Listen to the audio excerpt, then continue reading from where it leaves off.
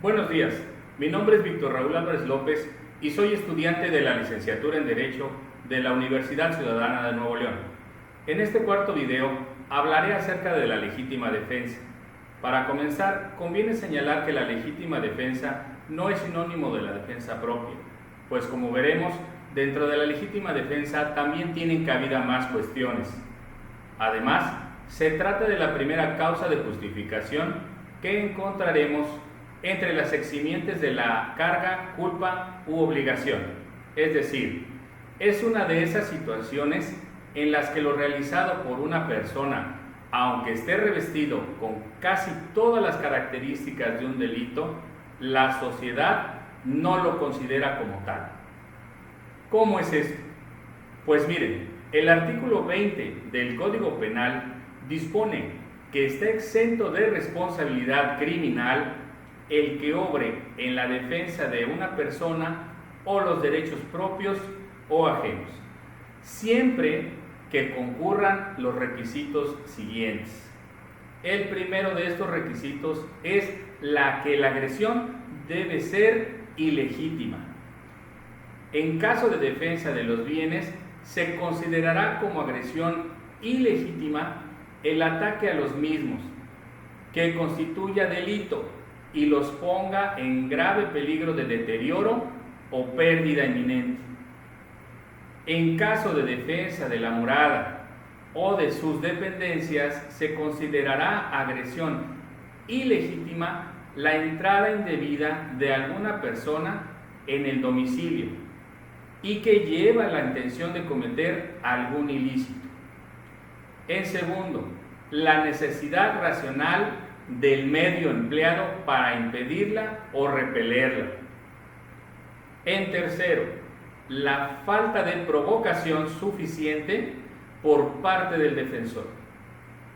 Dentro de la legítima defensa cabe tanto la defensa propia, entendida como defensa de uno mismo o de los derechos personales, como la defensa de otras personas o de sus bienes.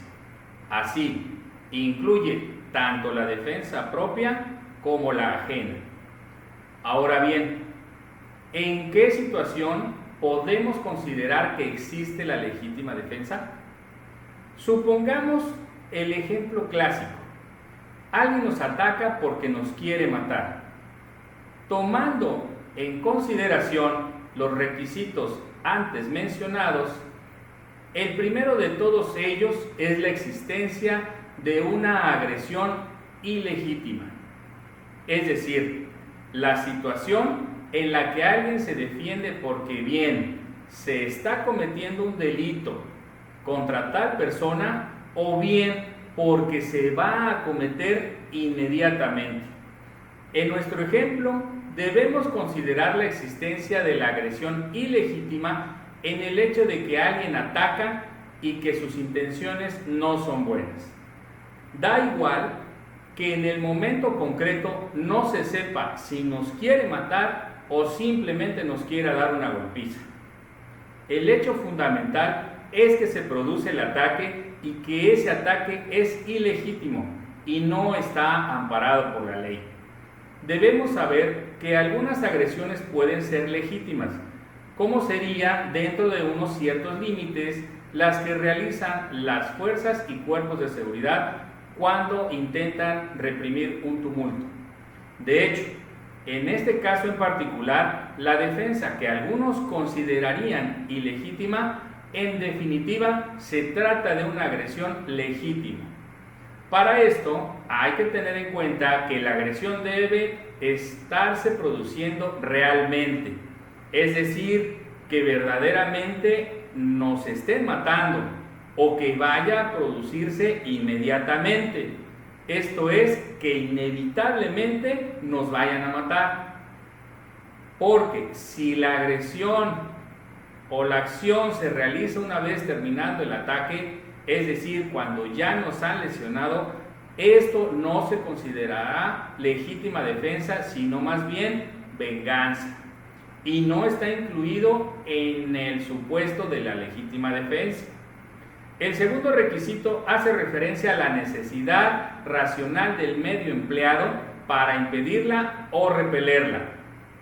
Esto es, que constatada la existencia de un ataque, ¿cómo entonces es que nos vamos a defender? La ley, mediante este requisito, distingue entre unos medios y otros. En primer lugar, el supuesto es tan amplio que al menos en teoría permite la defensa de cualquier bien jurídico protegido, como la vida, la integridad física, la libertad, etc.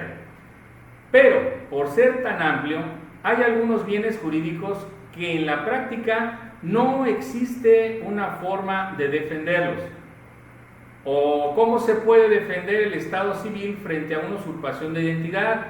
¿O cómo puede defenderte frente a un delito de bigamia, por ejemplo? En estos casos no podríamos considerar que existe una necesidad de defensa física, pero por otra parte tenemos que sopesar la racionalidad del medio de defensa empleado. En el ejemplo que he mencionado, la pregunta sería: ¿es racional emplear una pistola frente a un puñetazo? En definitiva, no. Podemos observar que la valoración de la proporcionalidad es en la misma intensidad de la defensa. El último de los requisitos legales, y quizá el más complicado en la vida real, es la valoración de la provocación. Porque, ¿cómo saber si a quien se defendió no había provocado que lo atacasen? Es decir, si no se había invertido las posiciones de agresor y agredido. En nuestro ejemplo sería que si quien se lanza con ese instinto homicida lo hace porque previamente le han insultado y probablemente le hayan provocado suficiente como para sentir la necesidad de agredir. La legítima defensa es una causa eximiente de la responsabilidad penal, necesaria para impedir o repeler toda agresión injusta de bienes propios o de un tercero. No existe una definición legítima de defensa en el Código Penal Federal, pero etimológicamente la palabra legítima viene del latín legis, que significa ley, por lo que la legítima defensa es en esa que se encuentra parada por la ley. En la legislación penal supone una serie de supuestos que permiten al autor de una conducta que sería considerada delictiva el no ser sancionado, al considerarse que su actuar no fue antijurídico. Naturalmente, en atención al significado literal de la palabra defensa, nos referimos a aquellas en las que el autor protege o cree proteger algún bien jurídico, es decir, las que establecen las fracciones cuarta y quinta del artículo 15 del Código Penal Federal. En la primera fracción, este refiere a cuando se actúe para repeler una agresión real, actual o inminente y sin derecho, para protegerse a sí mismo o a otros, y su propiedad o su vida, con la única limitación de que el uso de la fuerza debe ser proporcional.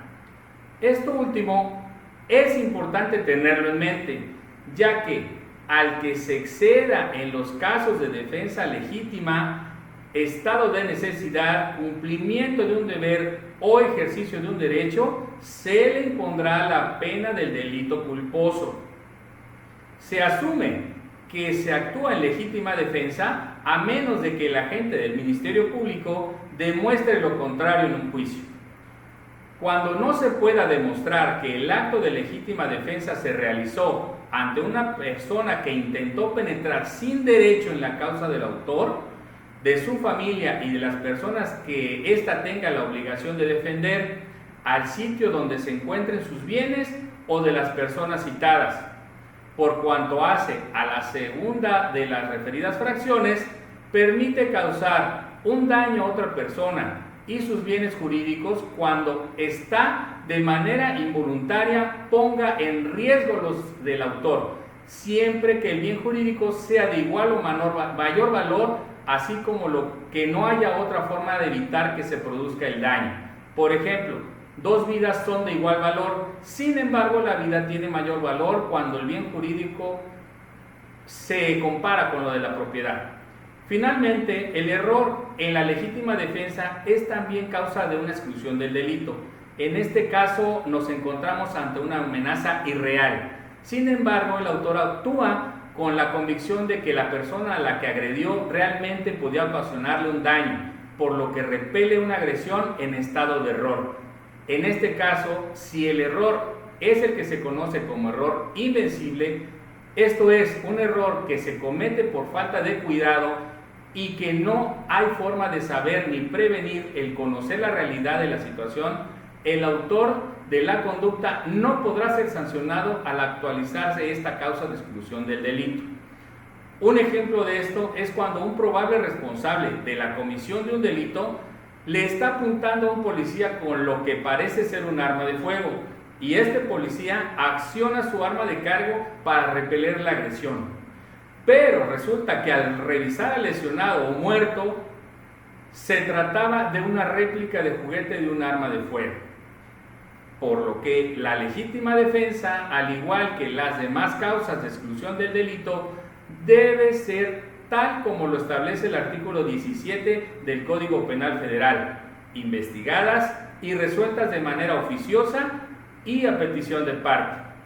Esto es, que tanto el Ministerio Público como el juez deben verificar que no se actualizaron al momento de la comisión del delito.